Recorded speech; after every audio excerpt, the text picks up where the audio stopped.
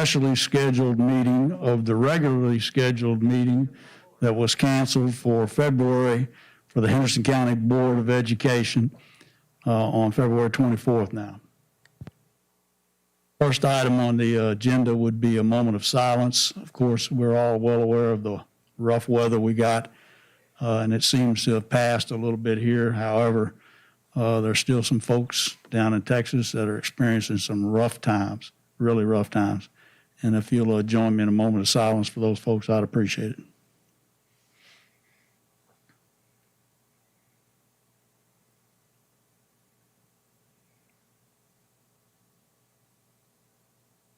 Thank you. At this time, I'll lead the Pledge of Allegiance. If everybody will please stand. I pledge allegiance to the flag of the United States of America and to the republic for which it stands, one nation, under God, indivisible, with liberty and justice for all. Thank you.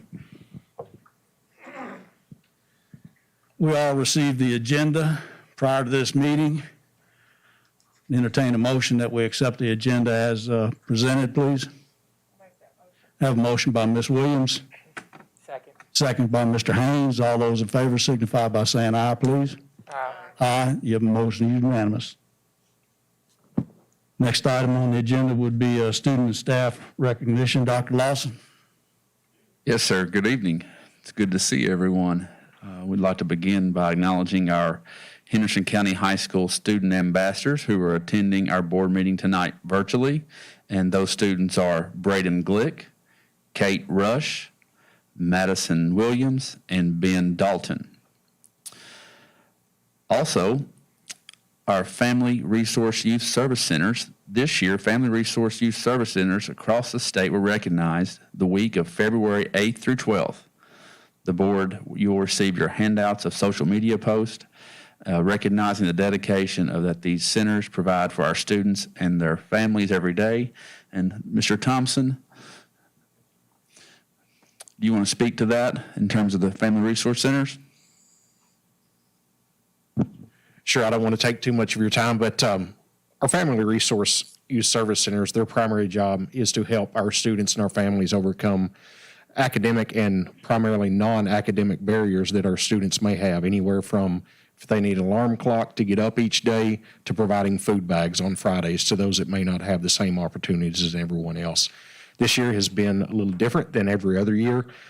They've been extremely instrumental in getting the hotspots out to our students that have indicated that they did not have internet access to help them through all the virtual learning, but they are truly an extraordinary bunch of individuals that we have working for our schools. They work behind the scenes. They don't ever get any recognition, and the state recognized them that week, but we have spotlighted them each week of February. So we wanted to point that out to you. They do a lot of hard work for our students in making sure they have what it needs to meet their needs to be able to get to school to be successful. Mr. Thompson, I've had the pleasure and honor of meeting most of those folks that are the coordinators, and we're blessed in this community to have a group of caring individuals that are compassionate and really dedicated to the work. Thank you. Yes, sir, we certainly are, and those folks are under the direct leadership of Mr. Thompson. We certainly appreciate his leadership and service in those roles. February is also Love the Bus Month, a month-long celebration honoring the contribution of drivers, monitors, and all transportation personnel who safely transport our students to and from school every day. This year, our transportation department has gone above and beyond, helping with our Wi-Fi buses, delivering meals, and helping with other tasks when needed. Thank you to our transportation department for pursuing excellence every day.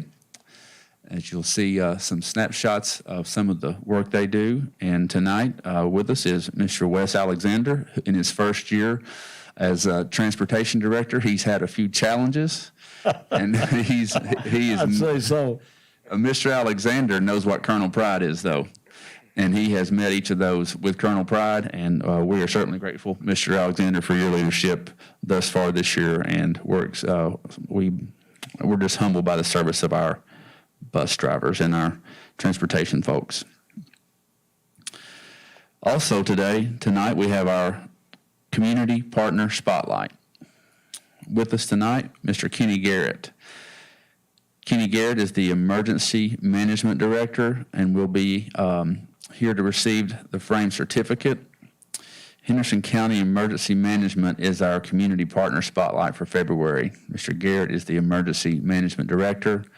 They help provide support for our safety procedures, for example, drills and areas of safety designated for severe weather. They make sure to include Henderson County schools in the meetings involving all Henderson County management and emergency responders. They include us on weather updates and forecasts. They work with our CTE in CERT training for Henderson County High School. They answer the phone anytime we call. They are a huge help to us and a great community partner supporting our schools and students anytime we need. Thank you to Henderson County Emergency Management.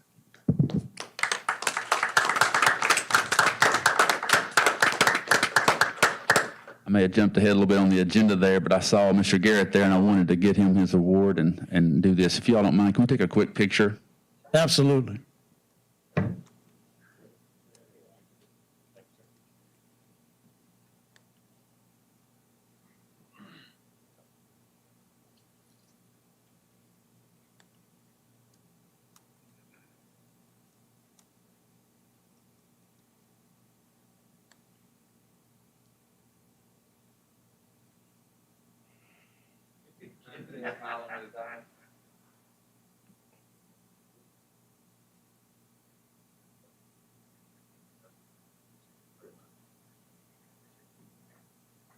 We thank you for your service. Kenny, I know you folks are out there on the front line, and we appreciate it. Somehow or another, I was on your email mailing list for years, and there's a lot of area that you cover, and we appreciate it, especially for the community. Yeah, I could only imagine. I could only imagine.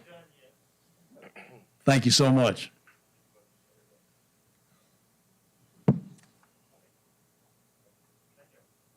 Next item on the agenda would be to approve the minutes from our January 28th special meeting. We've had the opportunity to review the minutes. If there aren't any changes or alterations to the minutes, we'd entertain a motion to accept the minutes as presented, please. So moved. Have a motion from Mr. Alvis. Second. Second from Mr. Haynes. All those in favor signify by saying aye, please. Aye. Aye. Vote unanimous. Next item would be reports. Is this where we're looking for Mr. Godell? Yes. Was he able to get in? He was about 10 minutes away from his computer. His phone wouldn't let him in. So if possible, if it's okay, if we could They'll move right along. bump him in as soon as I can. As soon as he. Steve, will you let us know when he's in? Okay, thank you. So we'll move to the approval of the BG5 project closeout form of BG 19067 for the South Middle School improvements. Yes, sir. We would like the board to approve the BG5 that we submitted. This is for South Middle School's car rider student entrance, as well as this new staff parking lot. That project has been completed, and the numbers, final cost was $24,185.31 less than it could have cost. So we came in under budget on time, right? Yes, sir. The way we like them, right? The privilege to do it. Recommendation is approve this BG5 closeout. Entertain a motion. Have a motion from Ms. Williams. Second. Second from Mr. Alvis. All those in favor signify by saying aye, please. Aye. Aye, the vote's unanimous. The next item there is for our chiller replacement at the high school. It's BG 20-150. And if you remember, we had a emergency situation with that. We limped as long as we could through that, but we have that completed. Numbers there, once again, $13,595.55 less than it could have been. And would ask that you approve the BG5 so we can close out that project. Okay, you've heard the recommendation. Came in under budget again and on time. So Move we approve. have a motion from Mr. Alvis. And a second from Mr. Smith. All those in favor signify by saying aye, please. Aye. Aye, the motion is unanimous.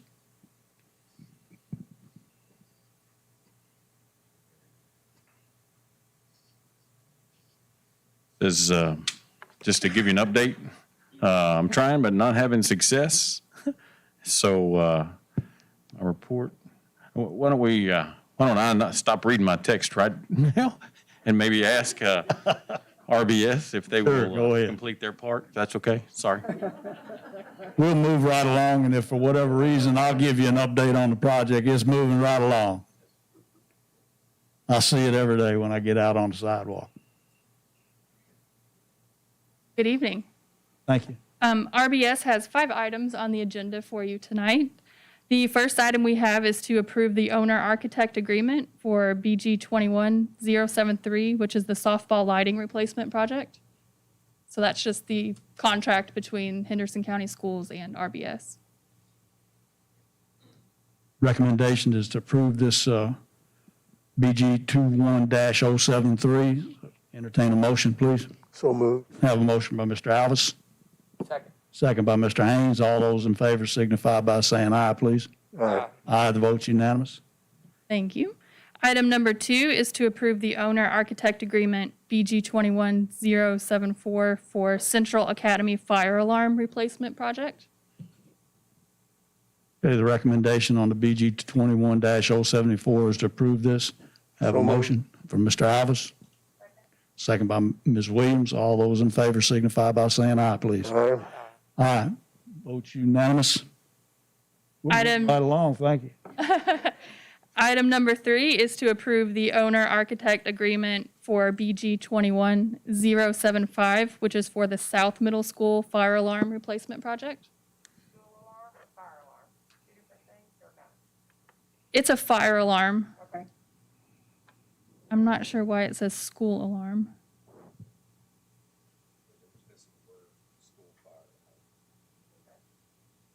Okay, we have a recommendation to approve this. I'd entertain a motion for BG 21-075 to be So moved. approved. Have a motion from Mr. Alves.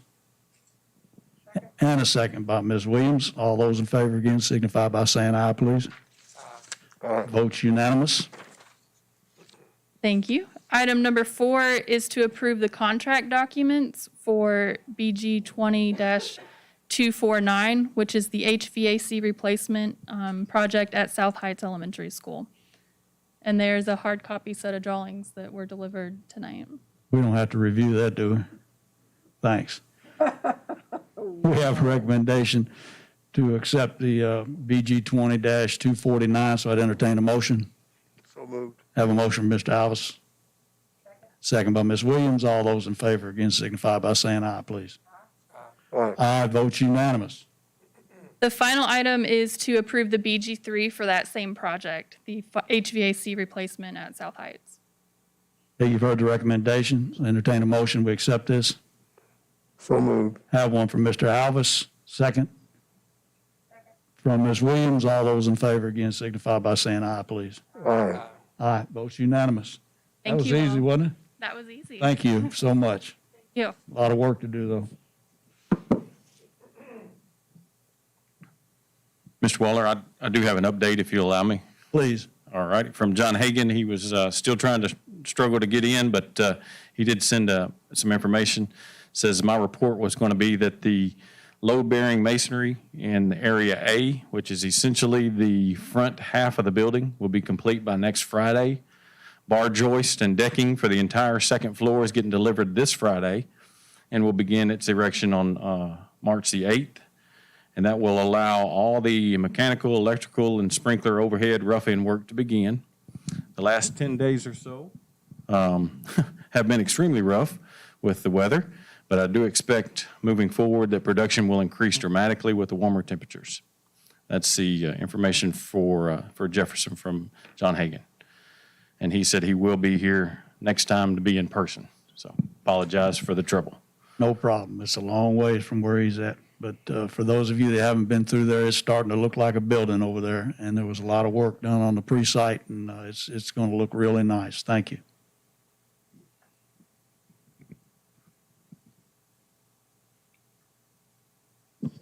May I ask, interrupt here, I'm sorry? May I ask a moment, please? I don't know where to inject this, but the meetings that I have attended, we get correspondence from our citizens asking us questions. And there is no way of knowing what district those people are in. I recognize one of them. And if somehow we could identify what district and board member is associated with those people, I know I would like to contact them or send them a message so that they know that somebody's actually paying attention to what they're saying. Understand that. I'm, in most cases, I don't know if we ask for address or have some kind of idea where folks are from, but where it's possible, I'm sure we can supply that, no problem. Certainly appreciate you wanting to acknowledge those folks, Mr. Alvis. They do a great Well, work. And that's so, what we are a service organization last time I checked. yes, sir. Okay, thank you. Thank you, sir. Thank you for your time. Next item on the agenda would be Dr. Lawson on Standard 5 of Assessment Area Managerial Leadership. Yes, sir. As we progress through these standards in our board meetings, we've discussed Standard 5 in greater detail at the mid-year review, but we're at Standard 5 of 7. And so a few artifacts are listed there. Of course, our school announcements. We had Mr. Garrett here tonight. We've met with our safety team on a number of occasions. And then, of course, we allocate funds and upgrades from that. We've worked through our tax rates. We are always working with our grant leaders to expand that program. Recently, we watched a webinar on finance tips on ways to be more fiscally responsible with our finances in the area of food and nutrition. And then just this week, we are doing the staffing meetings with principals. So all those are artifacts for Standard 5. Thank you. Tips in addition to Cindy's? That's a bunch of good tips there, I'm sure. Thank you. Ms. Potier knows them all very well. Thank you, Dr. Lawson. Next item would be old business. Seeing that there's nothing under old business, we'll move to new business. And the first item there would be the approval of the 2020-2021 calendar adjustment request. Ms. Wolf. The board packet, I included a memo this month requesting that we change March the 22nd, which is currently a no school day, no staff, no students, to an actual school day. There are a few reasons for this request. As you know, we did have a snow day on February the 16th. So we have missed one day of school, which we can add on at the end of the school year. Okay, that is an option. But as we started to talk and plan, we also know, and you're going to hear more about this tonight, we are going to be talking about a return to school plan for our students in Henderson. When we started looking at the dates for that plan, we really felt like it fell into place around March the 22nd, which was a date that we had currently off in our calendar.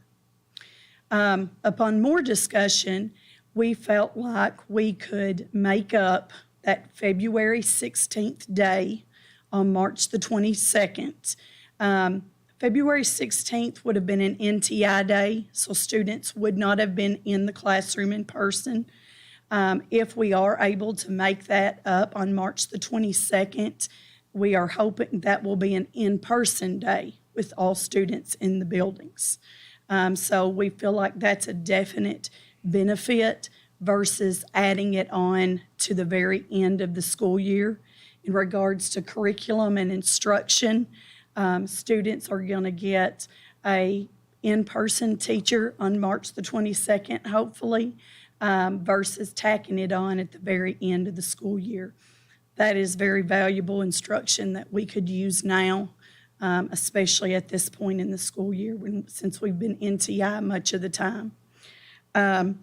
Dr. Lawson's going to share more about the return to school plan, but we would like to be able to have students in school the entire week of March the 22nd.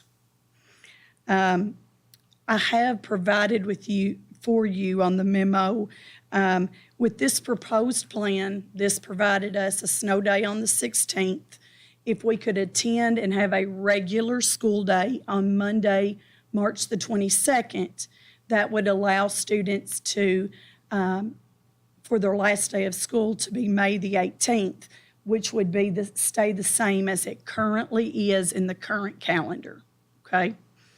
Without this proposed change, if we keep March the 22nd as a no-school day, then we would tack one additional day onto the school calendar, and the last day for students would be May the 19th. So I am requesting the board's approval to change March the 22nd to a school day for students and staff.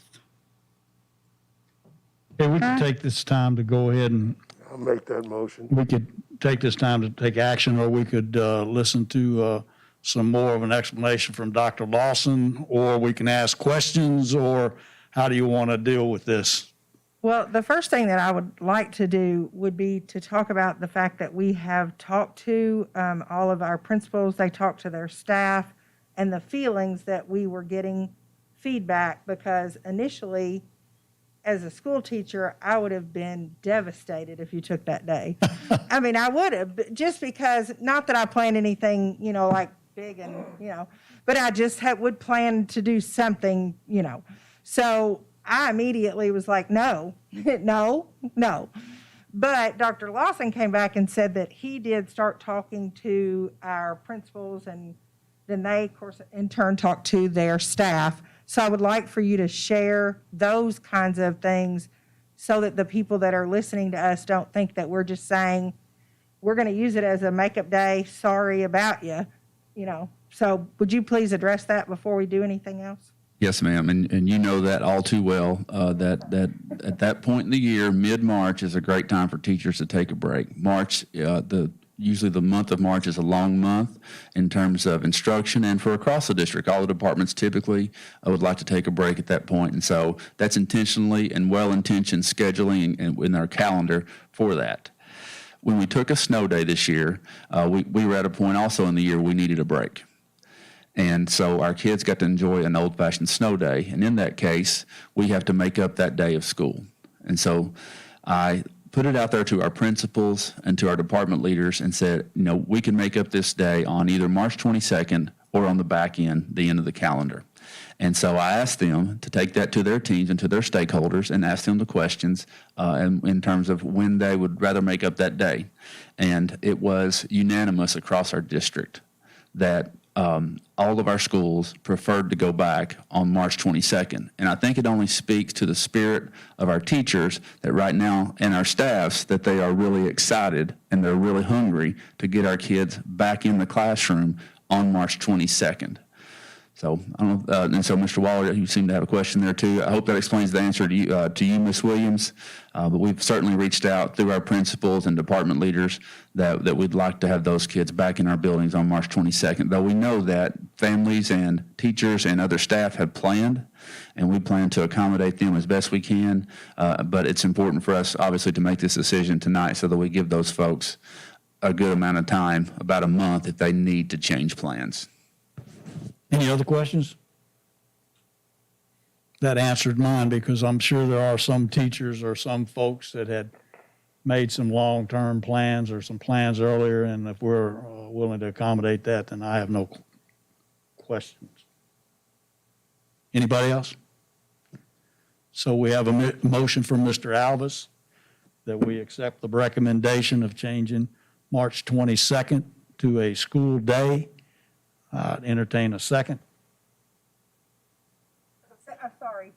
My words weren't, like, they were there, but they just weren't. They didn't come out of their mask. Okay, I have a second from Ms. Williams. All those in favor? All those in favor signify by saying aye, please. All right. Aye. All those not in favor? Nay. Vote is 4 in favor, 1 against. So the motion would pass. Thank you. Next item on the agenda would be a return to school. Go ahead, Dr. Lawson. Yes, sir. Thank you for making that amendment to the calendar. I know those decisions are tough, and I certainly appreciate you doing that. I know it takes a lot of understanding. As you know, Governor Beshear released an executive order recommending schools expand in-person instructional opportunities beginning March 1 or 7 days after staffs have received their vaccination. Henderson County Schools plans to return to school with all students on Monday, March 22nd. Our plan is to return to a 4-day per week schedule for the weeks of March 22nd and March 29th in hopes of moving to a 5-day-a-week schedule after spring break. Throughout the school year, we have put our students and staff safety first. Concurrently, we have prioritized student learning with the highest priority being in-person learning. As you all know, we have done NTI with small groups, and then our hybrid model. We will continue to collaborate with our local hospital and Green River Health District Health Department. We will continually monitor our staff quarantines and community incident rate, all the while being aware of holidays that may have accelerated numbers of mass gatherings and increased COVID-19 infections. We will continue to follow the Kentucky Department of Health, KDE, and CDE guidance. Moving towards vaccines, as of February 22nd, we will have completed 17 clinics, 3 on our campus and 14 at Walmart. In total, we will have vaccinated 606 people, 606 staff members. So in terms of some of the questions I've gotten is, if the governor has said that we can go to school on March 1st, then why are we waiting?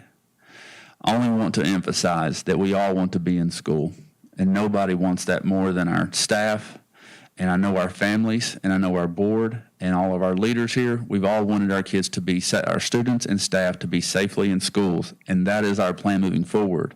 I want to commend this board on the way we've led that this year. Those models we passed back in June of NTI, hybrid, or in person have been very good models for us. We've continued to move forward with children's education despite the pandemic. So we'll get a question or two about March 22nd, and I only want to be clear about March 22nd. That is when our staff, those 606 people, will have had their second vaccine by that date. Even before the executive order, we had met with our principals and school leaders and department leaders, and we had decided upon this date. Once we had for the first shot, we knew it was 28 days until the second shot, and so we had begun to plan this return immediately. And of course, you all know, someone may ask also, why are we returning on a 4-day week? We have 2 weeks prior to spring break, the week of March 22nd and the week of March 29th. And as we begin that transition, we know there are many unknowns. One thing that we can certify is that our staff will have Wednesdays available for planning and for deep cleaning. We want to ensure that during this transitional period of those 2 weeks, that we have that time to make sure that we can have a really deep clean and sanitize our schools, check all our ventilation filters, do whatever we need to do to keep our kids and staff safe on that Wednesday. Also, for planning purposes, about 50 of our staff will not have had the 7-day window leading up to the March 22nd date. So we'll be short about 50 staff. Let me make that clear. So some of those folks on March 22nd won't have had their shot plus 7 days for maximum effectiveness. So we'll be without about 50 of our staff. And so the way that works in the schools is when you don't have staff or you can't get subs, typically you have to cover as a teacher. You cover somebody else's class on your planning period. So for those 2 weeks, we want to ensure in Henderson County schools, when we talk about pursuing excellence, it means our kids get the best lessons. They get the most rigorous, the most engaging activities. And to do that, our teachers have to have time to plan. So by doing that 4-day transition, our teachers will have that time. our leaders will have time to make sure we're sanitized. We'll have time to look at our bus routes. We'll have time to make those needed adjustments on those 2 Wednesdays. We also know we'll face challenges with social distancing. We plan to follow the guidance on safety expectations and best practices for Kentucky schools, which was updated on December 7th. Regarding ventilation, our leader in that capacity is Mr. Austell, and I've asked him about that, and he says we are occupying the HVAC and ventilation systems 2 to 3 hours before students and staff arrive. We've adjusted the outside air dampers to increase the air changes per hour by approximately 1/3. We're changing filters quarterly and more often if needed. Also, as you remember, while we were on our hybrid model, we also had the VLA, our Virtual Learning Academy.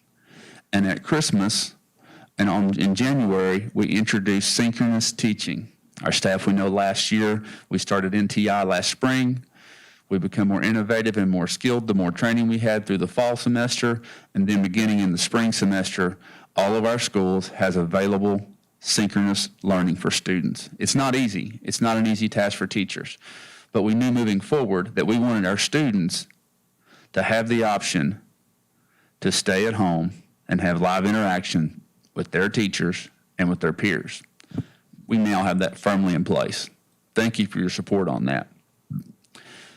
Along these same lines, we certainly, as we move forward with more in-person learning, we want to emphasize the availability of that option, and also through a software educated program, and that open enrollment with our VLA program will be March 1st through 5th. Again, preceding the date of March 22nd.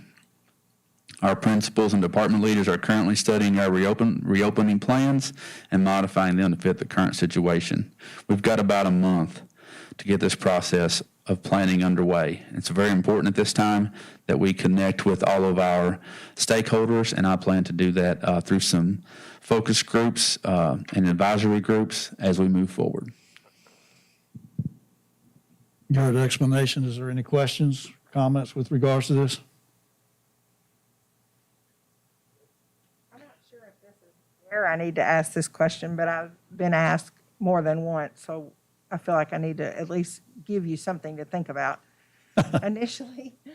So I'm not expecting an answer. That's where I'm going. Initially, I think we talked about the fact that students that were doing the virtual learning wouldn't attend some events. Is that something that at this point, and I know there was a decision made, but maybe we could look at that again and maybe allow those students to attend? Or has that been changed and I just wasn't aware of it? Thank you for asking that, Ms. Williams. Through our virtual learning academy before this year, we didn't have one. And through the leadership of Ms. Casey Wolf, we have been very successful in that program. Ms. Wolf, do you mind speaking to her question? She's lost her voice, but maybe we can hear. A good while ago, I'm just saying. This is, No, we don't know. we've come a long way. We started last June when we started this discussion. I would say we started in one place, and we've learned so much over this school year. And so as it stands currently, students on VLA do not participate in sports or clubs and extracurricular activities. But the caveat, the change is, there is an exception to that, and that exception is that high school students can participate in prom, they can participate in the military ball, they can participate in honors night and all graduation activities, okay? So the day-to-day business, as far as the extracurricular clubs and sports and things, are still the way we started. What you just talked about was what Oh, okay. But we acknowledge that there are some high school, what we felt like were non-negotiables for high school students, and prom, graduation activities and such are activities that VLA students will be participating in the same manner that in-person students will be participating in. Appreciate that. I think that's huge. To me, it is. Thank you, Ms. Wolf. Anyone else? I want to make sure I understand, Dr. Lawson. So we just voted for an in-person instruction day for March 22nd. It'll be in person the 23rd. It'll be NTI the 24th. 25th, 26th, 29th, and 30th are in person. Wednesday the 31st is NTI. And then April 1st and 2nd are in person. And that's as far as we're making a decision. Yes, sir. That's it. That's our transition 2 weeks, and we think we can make a more well-informed decision after those 2 weeks. Our families will be notified sometime during the week of spring break as to how we'll proceed further. Let me remind everyone, we have a standing action on this board that was approved that at any time the administration and the superintendent could adjust the schedule of the school based upon those methods that we have approved, which would be NTI, hybrid, synchronous, or full 5 days based upon his and his administrative team's determination. If we were going to do something different or advise something different, we would have to have another action with regards to that. But it was a good question. Appreciate that, Kirk. Other questions? We're going to continue with the mitigation protocols that would include masks, screening of youngsters prior to school, social distancing the best we can, and as you talked about, the air filtration and so forth. So we're going well above and beyond and adhering to the recommendations that the governor has put out in his address yesterday, correct? Yes, sir. We plan to continue all of those safety protocols that are in place. Universal mask wearing, social distancing as best we can, and all the sanitation that we can do, as well as the ventilation processes. Thank you very much. Next item on the agenda would be approve a transportation incentive request. Mr. Wes Alexander. Yes, sir. Good evening, ladies and gentlemen. I was speaking with my team, and we collaborated on some ideas on how to incentivize new hires and to help attract some of our past drivers that have retired within the last year to come back and assist us with routing and transportation of the students of Henderson County. And we developed a plan that for new hires right now will cover their drug screening, their CAN check, and their FBI state background check to cover that up front for them with the intent that they stay for a year. Those fees will continue to be covered. If they leave prior to a year, that will be deducted from their last paycheck and paid back to the district. Also amend the salary schedule to allow drivers to come in, retired drivers to come back in instead of at the beginning sub rate of around $15 an hour to $18.26 for 20 days. And if they stay after 21 days of continuous service, that bumps to 50 cents. Adds 50 cents more to it to help bring them back in and give them a little incentive to rejoin the team and help us out. This is not a situation that's unique to Henderson County. There's a lot of places that are having a hard time finding bus drivers, and I think whatever we can do would be a good direction, and I appreciate the information. So we've heard the recommendations. Any questions? No, I was just going to say, we drove around Saturday, we're out and about, and we were in 3 different counties, and we saw advertisement for bus drivers needed. And I tried to get my husband to do that, but he wouldn't. But I'm still working on him, Wes.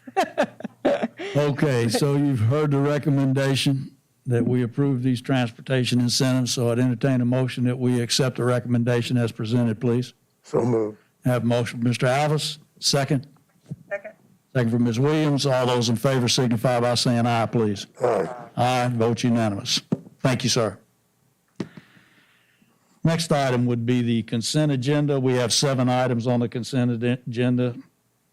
Approve extension of the wide area network with Henderson Municipal Power and Light, some security funds for upgrades, some student overnight trip requests, and those would be in-state for athletic events, correct?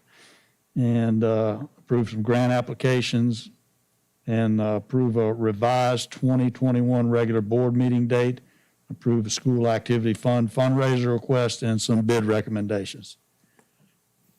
We see the consent agenda as presented. I'd entertain a motion at this time that we approve the consent agenda as presented. So moved. Have a motion, Mr. Alvis. Second, from Mr. Haynes.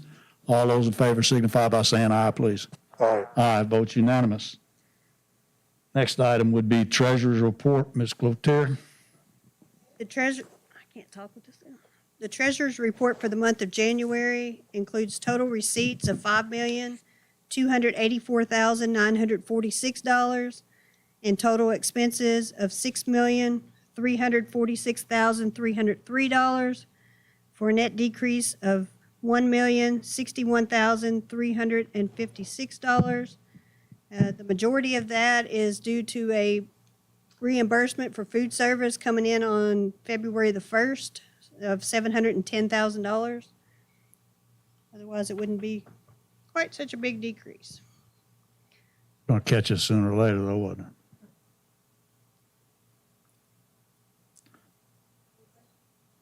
I have none. Anybody? So you've heard the treasurer's report. We have a recommendation to approve the treasurer's report as presented, so I'd entertain a motion, please. So moved. Have a motion, Mr. Alvis, and a second by Ms. Williams. All those in favor signify by saying aye, please. Aye. Aye, vote unanimous. Next item would be the paid warrant. Ms. Cloutier. Paid warrant report covers the period of January the 20th through February the 16th. It includes total paid warrants of $3,205,554.94. Any questions on the paid warrants? Any questions about any of the bills? So I guess that's a motion from Ms. Williams that we go ahead and take the recommendation. Have a second from Mr. Alvis. All those in favor signify by saying aye, please. Aye, vote unanimous. Next item would be personnel actions. We received all those actions for our review. So let the minutes reflect that we received those in our packets. The last item would be a motion for adjournment of this meeting, and that'd be Ms. Williams. We have a second to adjourn from Mr. Alvis. Do we need to say anything about special meetings? Yes, I was just going to remind everybody that Friday, I think Robin sent out an email that we're going to begin our retreat this Friday at 5:30 and then continue with the activities on Saturday morning at 8:30, correct? 8 o'clock, and they will be right here. And there's going to be food Friday and Saturday. Shoot, that ought to get anybody over here where you got food. So, meeting adjourned. Well done, thank you. Thank you, sir. Wes, I need